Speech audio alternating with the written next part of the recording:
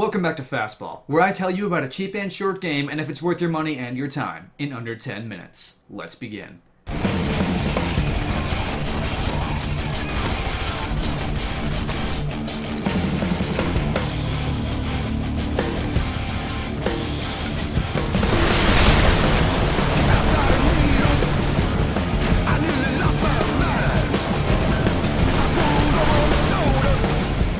Red Faction Guerrilla is a third-person action game with shooter elements and heavy implementation of procedural destruction mechanics. The original release is from June 2009, and 9 years later, almost to the day, was re-released on Steam with the moniker Re-Mars-Tered, claiming to have heavily reworked graphics, shadow and lighting improvements, and 4K support. Now, I played through the 2009 release, about a million times back on the Xbox 360, and I still have my old copy kicking around here somewhere. But does this version warrant a second purchase? And does the game itself hold up nearly a decade later? Let's find out. The game is set on Mars in the year 2125, after Earth's resources had become scarce and interplanetary mining is vital for human survival. The EDF, or Earth Defense Force, under pressure from Earth's governments, has enacted a state of martial law and essentially turned all of Mars' citizens into slaves. Naturally, a resistance is formed, the titular Red Faction, and our protagonist, Alec Mason, is sucked into being an insurgent after his brother is killed by the EDF. From there on, it's all about revenge for your brother and liberation of the Martian population from the militaristic and tyrannical EDF.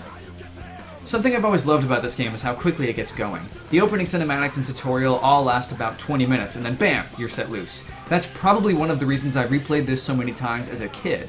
It was easy to fire up another playthrough and get going, unlike some other games that might have an hour, 2 hours, or even more of introduction before the good stuff. So, big points for that.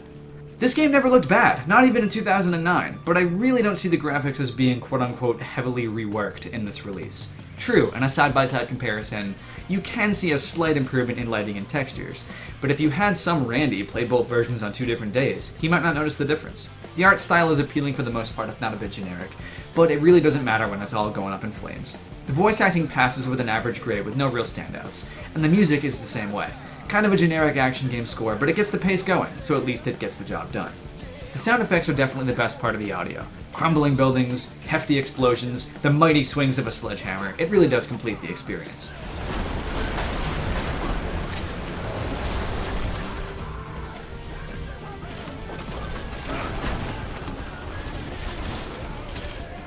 As for optimization, it loads up in the blink of an eye and runs butter smooth, as all modern games should. Enough said. Now, your gameplay loop in Red Faction is going to look a little something like this. You spawn at your base camp. You go on a spree of psychotic destruction. You die, you respawn at your home base, maybe do a mission or two before your next spree of psychotic destruction, and you die, and then you repeat. Unless you're actually, good at it, unlike me. But in all seriousness, the destruction is worth the price of admission alone.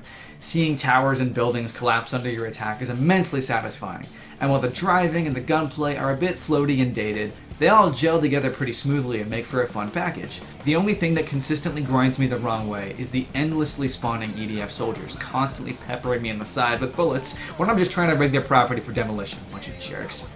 Another thing that I really appreciate from this game is how the protagonist can fucking move. Like, really get a hustle on. I hate slow player characters, and this does not have that problem. While there is a slight nuance to topping things down, it's really not that hard to pick up and play. And I would even go so far as to recommend this to people who don't normally play video games. It feels like it was designed with the fun factor first and everything else second, and I really appreciate that.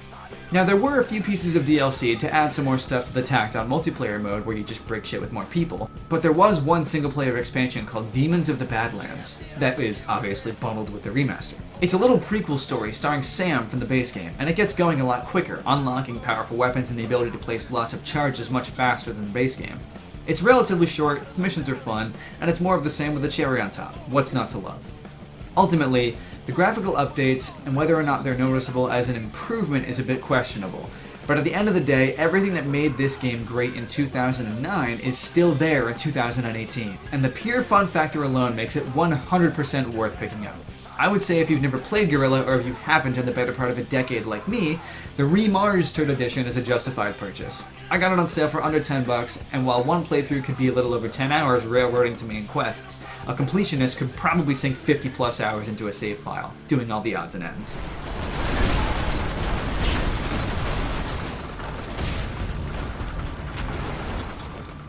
Thanks for watching, and we'll see you next time.